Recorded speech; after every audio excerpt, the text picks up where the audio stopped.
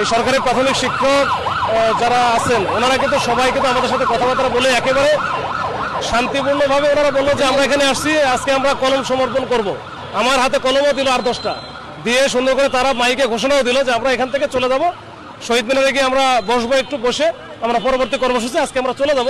কাল থেকে আমরা যার যার স্কুলে আমরা শিক্ষকতা হিসেবে জয়েন করব, শিক্ষক হিসেবে। তো ওইটা হিসেবে তো সে যখন কথা বলে চলে যাবে, এর মধ্যে আরেকটা আপনারা দেখছেন যে বাম পাশে যারা ছিল, তো ওনারা যে কি বুঝলো আল্লাহ জানে, ওনারা কিন্তু প্রথমে ব্যারিকেড একটা যে প্রথম লেয়ারটা ছিল ভেঙে ফেললো, পরের লেয়ারে আবার হাত দিচ্ছিল, পরের লেয়ারে ভেঙে ফেলার উপক্রম। তখনই কিন্তু আমাদের হচ্ছে তাদেরকে সরানোর চেষ্টা করছি, আমরা সরাই ফেলছি।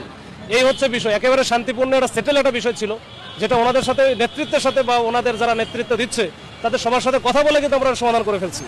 সেটেল ইস্যু কেন এই কয়েকজন মিলে এইটা করলো, এটা আমার বোধগম্য না, আর এটা ওনাদের সাথে আমরা দেখি আমরা এটা নিয়ে কাজ করব। তো এই বিষয়টা নিয়ে আমরা অশান্তি সৃষ্টি করলো। তো তারাও একেবারে সরকারি কর্মচারী, আমরাও সরকারি কর্মচারী, তো এইটা তো আমাদের মধ্যে কেন এটা হবে? এটা তো জোর জবরদস্তি কিছু না, এখানে শান্তিপূর্ণভাবে আমরা অনেকক্ষণ থেকে কথা বলতেছি, সকাল থেকেই যাদের সাথে কথা বলতেছি তাদের কথা শুনতেছি, আমাদের কথা বলতেছি, বলে কোনটা আমরা পারবো কোনটা তারা পারবে না, এই বিষয়গুলো সেটেল করে কিন্তু এটা করা হয়। এটাকে অ্যামিকেবল একটা সেটেলমেন্ট ছিল।